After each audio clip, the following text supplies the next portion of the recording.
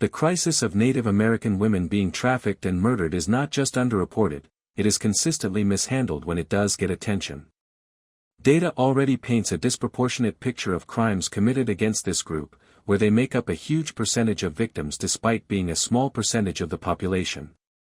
That reality should demand care, precision, and a willingness to step back and let the issue speak for itself. Marshals Season 1 Episode 5, Lost Girls, takes on one of the most urgent crises facing Native American communities and then sidelines it in favor of two men trying to feel like heroes. The show has made it clear that it wants to explore issues affecting Native Americans and Broken Rock, but here, those issues feel less like the story and more like a backdrop for character validation. Monica's memorial is here, and while Tate has clearly anchored himself to preserving her memory, Kayce seems determined to orbit around it without ever actually engaging. That disconnect has always existed in their relationship, but here it feels more exposed than ever. Kayce has never really figured out how to bridge the gap between him and his son, and for the longest time, Monica carried that weight for both of them. Without her, the fault lines are harder to ignore, and they're becoming larger. The differences in heritage, age, and emotional capacity all sit just beneath the surface. Moments like their fishing trip in Episode 2, Zone of Death, help, but they don't solve anything. They just delay the inevitable. That's why in Lost Girls, Kayce doesn't try to confront the distance, he tries to outrun it. By throwing himself into Haley's case, Kayce is trying to accomplish several things at once: avoid dealing with Monica's absence, prove something to Tate by saving a friend, and reinforce his standing with Broken Rock.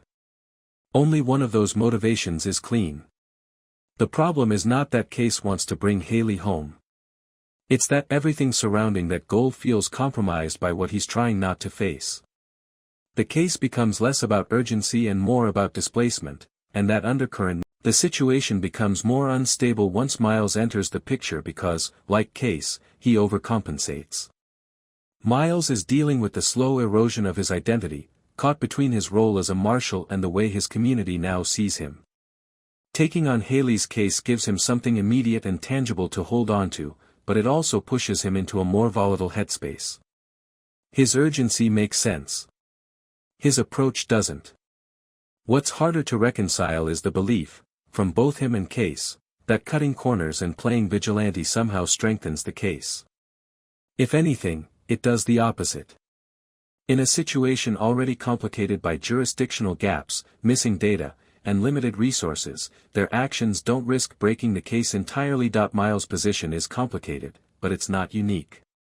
Choosing to work within a federal system that has historically failed your own community was always going to come with consequences. Whether those consequences are fair is a different conversation, but they are inevitable. What he hasn't come to terms with yet is that there may not be a clean resolution waiting for him. One thing I appreciate about Marshals is that it doesn't pretend like their off-book actions don't have consequences. Through Pete, it lays them out in the open, warning that disregarding the law could, at best, cost them a good outcome in this case. The problem is that Pete isn't being firm enough.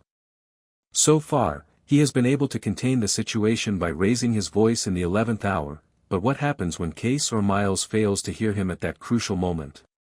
They have barely survived Guilford's Inquisition, and while he's happy to take credit when they do great work, he could also throw them under the bus to save his own skin. Overall, this arc is a noble endeavor, but its execution is watered down by its focus on the egos of two men.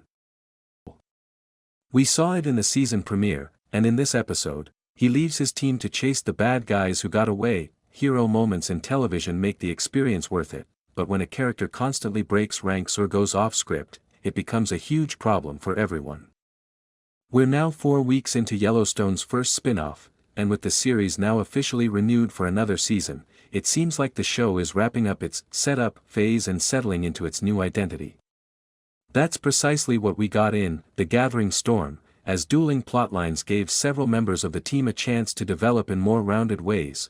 Whether or not the characters will choose to follow through on them all remains to be seen. Here's what you missed on this week's episode. The primary plot of this week was divided among two cases. On one side, Harry, the head of the Marshal's office, tasks most of the team with an investigation into one of their own, Kayce, of course. It seems that Clegg, the potential season big bad who was introduced last week, has filed a complaint with the Department of Justice saying that his son was actually unarmed when Kayce shot him in episode 3. As such, Kayce is benched. This will last approximately 30 seconds, while Andrea leads Belle and Miles in their own investigation of the shooting to try and get out in front of the DOJ inquiry. The team feels openly conflicted about this, with Belle and Miles clearly on Kayce's side, while Andrea is in the awkward position of having to choose her loyalties. Harry wants her to dig up some reason to kick Kayce off of the team before the DOJ uncovers any Dutton family skeletons, not quite going so far as telling her to manufacture evidence, but implying heavily that her ability to get rid of Kayce could result in her much hoped-for transfer back to her old team in DC. There's, frankly, a lot of runaround in this plotline as the team tries variously to track down any motive Kayce would have to kill Clegg's son. Clegg threatens to go to the press, an old Yellowstone plotline involving Tate's kidnapping is discussed, and Harry attempts to railroad Kayce on some very thin evidence, all of which I'm just going to hand-wave away for the moment as it ends up feeling like much ado about nothing. In the end, when the team manages to turn up some trail cameras that recorded a video proving that Kayce was in the right all along, convenient. Kayce's badge is saved. The team all feel bad for investigating him, even though it was literally their jobs. Harry is pissed off at Andrea, but Andrea feels the same way and warns him never to manipulate her like that again. On the other side of this week's plot are Kayce and Cal, who, truly 30 seconds after Harry tells Kayce he can't work cases, head out on a search and rescue operation with the Rangers.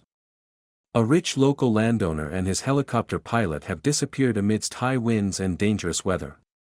The guys head out on horseback to search part of the grid. In case you were worried that the helicopter might have crashed in any other sector, don't, and also for some good old manly bonding time, amidst discussions about Kayce's issues with rich guys who buy lots of ranch land and acting like king of the valley, daddy issues, whether Kayce killing Clegg's son was justified, and another lecture about Kayce not making friends with the team. They manage to get held at gunpoint by a scruffy man who's living off the grid in the middle of the woods. Scruffy man is no match for Kayce, naturally, but the guys don't have time to deal with him because they can see the smoke from where the helicopter crashed, so they tell him to go to the ranger station and turn himself in, likely. At the crash site, they find the rich rancher, Tom Weaver, injured, and his pilot near death. The weather is getting worse, so they're going to have to attempt to get both parties back to the ranger station by horseback, only no, actually, they won't because, to quote my notes, oh, dip. A bear. Despite how dramatic that seems, the bear is scared off in short order, though not before jostling the helicopter enough to exacerbate the pilot's injuries, resulting in the death. Kayce blames Weaver for having them out surveying land in the weather, but Weaver clearly feels guilty and they have a long talk about living in their fathers as shadows, so Kayce forgives him. Daddy issues again. Calvin and Miles manage to get Weaver out safely, though not before Scruffy Man returns, shocking, to steal their supplies and try to shoot them. Kayce goes to visit Weaver in the hospital afterwards, where he provides him with some handy ranching information. Weaver insists on lending him some ranch hands as repayment for saving his life, and Weaver's beautiful blonde daughter, Dolly, visibly contemplates NSFW ways she could also show her gratitude, having apparently taken Cal's nagging about hanging out with the team to heart. Kayce joins them all at the bar, with Dolly. As Andrea says, I know what grateful looks like, and that's not how she's eyeing you. Saddle up, cowboy. In the final moments of the episode, Dolly corners Kayce up, gently teasing him about being introverted, and tries to cajole him into showing her what Montana has to offer. Kayce says, maybe.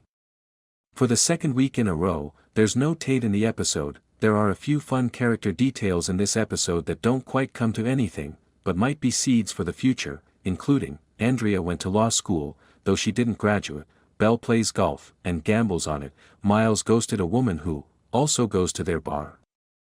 Okay, not so much for Miles this episode. Easily the most interesting side tidbit of the episode came toward the end when Calvin reveals that Maddie, the bartender he's seemingly been trying to win over all season, is, in fact, his daughter.